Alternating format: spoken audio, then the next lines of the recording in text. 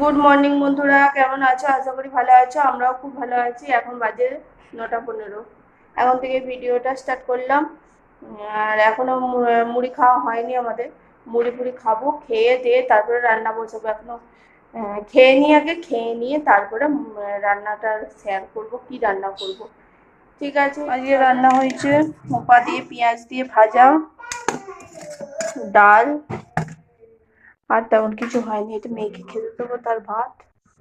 আর হয়েছে, খুলি এখন না, মাছ ভাপা,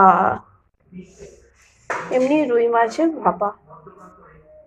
ঠিক আছে, এখানটা পুরো বাগিয়ে দিলাম। নিচের তাকে একটা সে আমার হাজবেন্ডের কিছু অদরকারি মানে জিনিস ছিল, সেগুলো অন্য জায়গায় রেখে দিলাম। রেখে দিয়ে মেয়ের বইগুলো সব রেখে দিলাম এখানে। আর এখানে এই টিভির ওপরে, এই ওপরের তাকতে এই যতগুলো জিনিস আছে সব এই টিভির ওপরে এগুলোই ছিল, মানে রাখার জায়গা ছিল না বলে এই সব এখানটায় রেখে দিলাম, তাকটা খালি করে। ব্যাস, এবার কত সুন্দর লাগছে। আর এখানে যে চেয়ারটা ছিল, এইখানে বারান্দার মধ্যে দিয়ে দিয়েছি।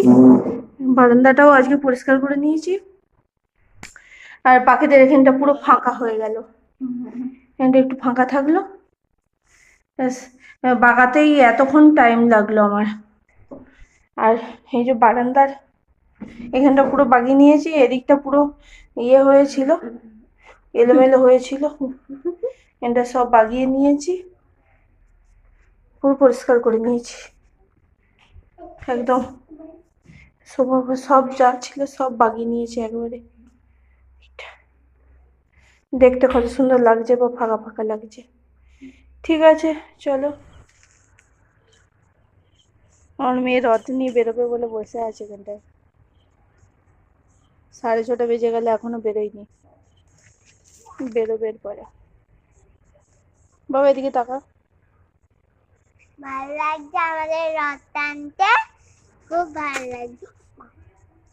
বেরোচ্ছে নাকি? এখনো বেরোয়নি। এই যে সুকন্যা আন্টি এবার বেরোবে, আমরা রথ টানবো। Tata, bye by.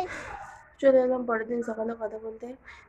কালকে সন্ধ্যে পর থেকে আর কথা বলা হয়নি। কালকে রথ টানার সময় কথা হয়েছিল, তারপরে কথা বলা হয়নি। রাতে রান্না বান্নাও শেয়ার করতে পারিনি, এত ব্যস্ততার মধ্যে কদিন একটু ভিডিও একটু গোলমাল হবে। ঠিক আছে, চলো। আজ ভিডিও খুবই ছোট হয়ে গেল, কিন্তু কিছু করার নেই। ঠিক আছে, চলো আজকের মতো ভিডিও এখানে শেষ করছি। আশা করি ভালো লাগলো।